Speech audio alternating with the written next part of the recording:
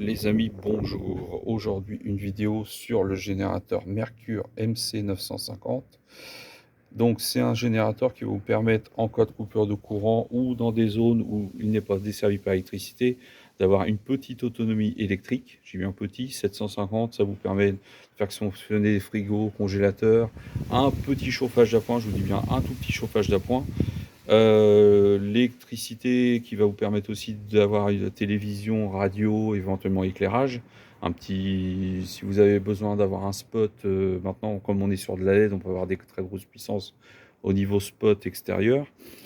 Là, vous allez travailler donc avec un appareil qui va fonctionner avec un mélange, donc de l'huile mélangée à de l'essence, donc l'essence 95 mélangée à 2,5 environ % d'huile spécifique.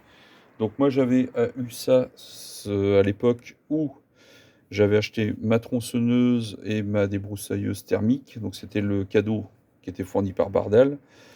Donc là c'est un additif qui va nous permettre après hors saison ou en cours de saison ou en moment d'hivernage s'il nous reste de l'essence dedans ou si on décide de le garder avec un peu d'essence dedans, éviter la dégradation de l'essence, c'est un stabilisateur d'essence. Donc ça se mélange avec le doseur qui est là, on rajoute ça à l'essence et on a moins de problèmes au niveau du stockage. Pour l'huile, on mélange à 2 %. Donc moi c'est pareil, j'ai ça, donc il fait 100 millilitres. Je mélange donc ça dans 5 litres d'essence. Donc je fais mon mélange à l'avance et après je viens verser dans le réservoir.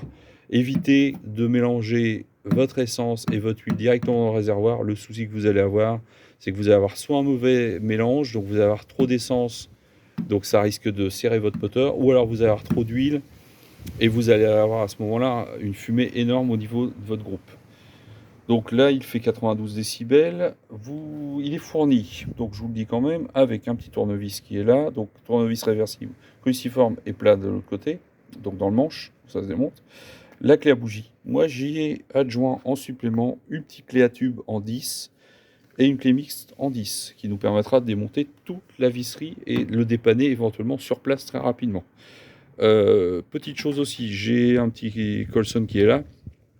Toute la notice et le matériel, je le mets dans un petit sac étanche et je l'amarre toujours à la poignée.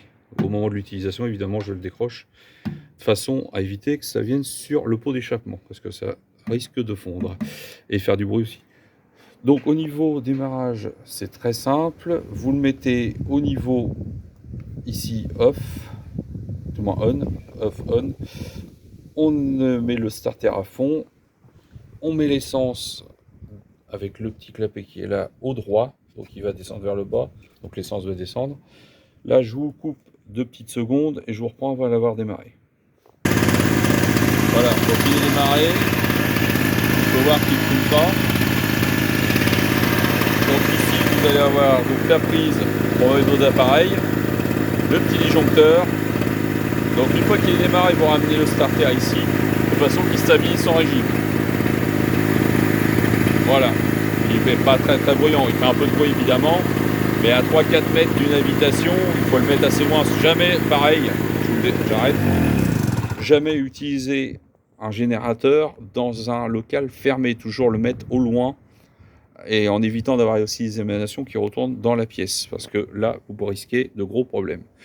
Donc là, on le met à peu près à 5-6 mètres en regardant que le vent ne ramène pas les fumées dans l'habitation ou dans le local. Et là, on est pareil pour un dépannage. Donc, vous pourrez monter aussi pompe de vide cave, petit électroportatif et tout ce qui s'ensuit. Voilà les amis, à une prochaine vidéo. Donc, n'hésitez pas, le petit groupe Mercure.